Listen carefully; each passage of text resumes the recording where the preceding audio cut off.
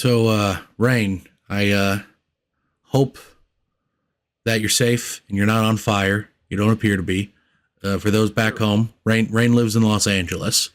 But even the flames of all of Los Angeles burning to the ground couldn't stop Rein from watching and discussing the newest episode of Star Wars Skeleton Crew. It's true. All my friends and loved ones here, they were like, "Rain, we gotta get out of here."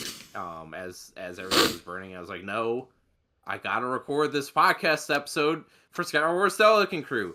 Fuck off! I don't want to see any of you all ever again." So I got this green screen. Yeah. Put it behind me to make it look like I still have a house. Rein's in a tent. Yes. Gavin Newsom is like 20 minutes away from bulldozing his tent. Oh yeah, you can't see the sniper dot right now, but It's Gavin Newsom personally. We're talking about episode 7. We're gonna be in so much trouble. This episode directed by Lee Isaac Chung, who directed Minari, a movie I really love. But in terms of his recent work, this year he directed Twisters. So, good director, well-directed episode. They finally got back to Addin. Yeah. Yeah, it's a solid episode. They've all been around the same level quality, which is a pretty darn good. It's a pretty darn good show.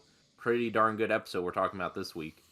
I was telling Tanner, I remember liking the episode quite a bit. I was watching it like late Tuesday night, I guess technically Wednesday morning, and when all this stuff was starting. And I think the reason I'm struggling to remember this episode as much as I am is because of all the crap that's happened in between watching it and trying to record it and talk about it for a podcast. I thought this was a good episode. I like how good Joe Norwood is at talking out of situations.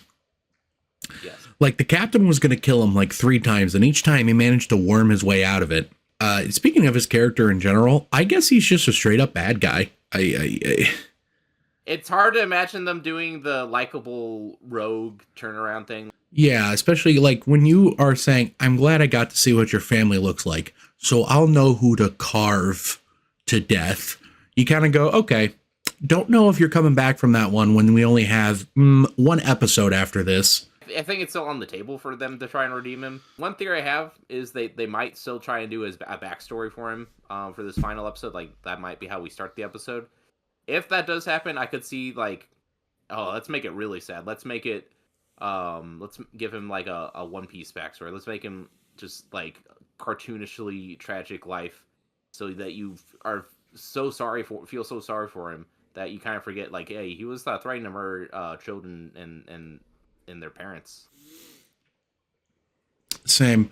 I guess there's the one angle that's still yet to come, which is he did summon the supervisor, and the supervisor hasn't shown up yet, but maybe the supervisor saves the day. I don't know. Yeah. I also think right now, I think the supervisor's a fucking droid. I think everyone that runs that planet is droids.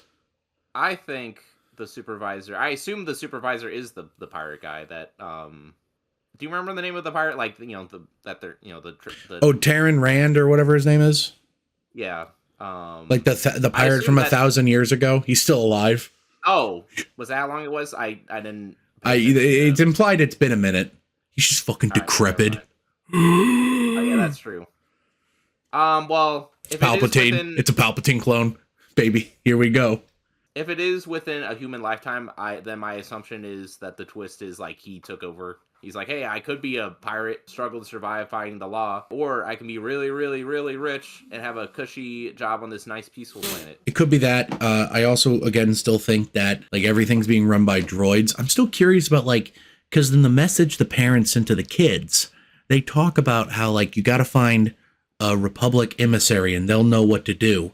And I can't help but think like, do they or do they not know what's going on outside the barrier?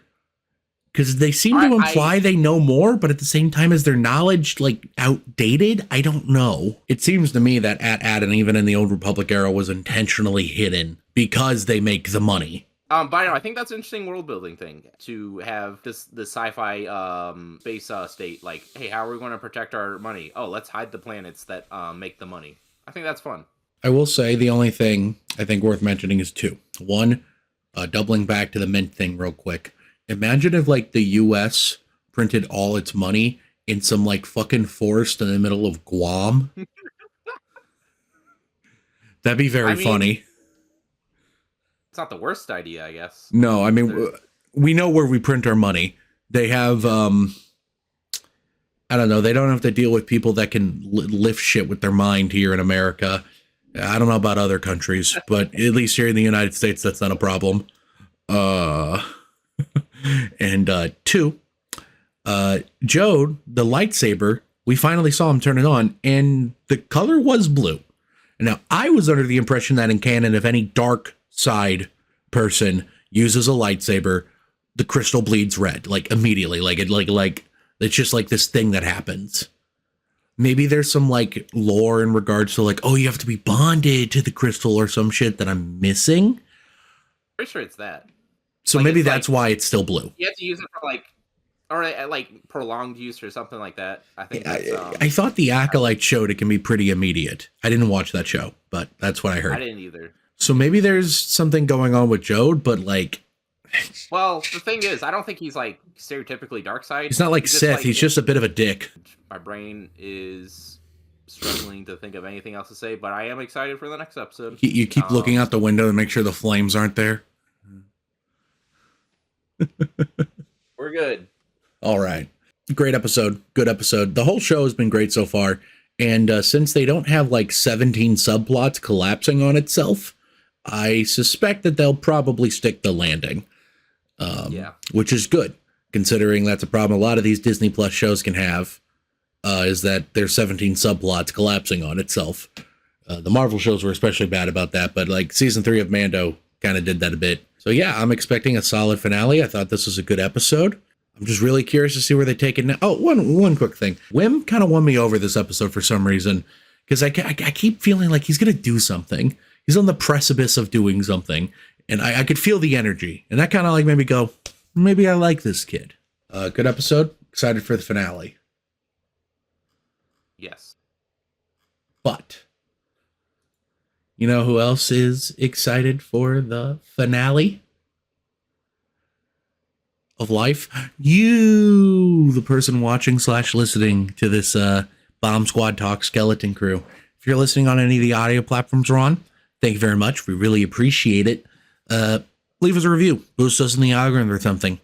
If you are listening, how about you mosey on down over to our Patreon? The $5 tier gets you access to a bunch of commentary tracks. And the $10 tier gets you a shout out at the end of videos, or at least most of our videos. So, very special thank you to our only $10 patron, my mom, Tanya Kraft.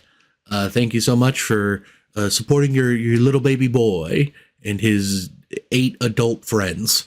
It's really appreciated. And if you're watching on YouTube, thank you so much for watching. How about you mosey on down over to the comment section below and let me know, what do you think of this episode? Or do you think Joe Nowood is like truly the villain, or are they going to redeem him? Are you excited for the finale? And finally, do you think the United States should put its mint in the middle of some fucking forest in Guam? Comment below and let me know. And while you're down there, hit the like button so we know how much you like us. Hit the subscribe button so we know how much you love us.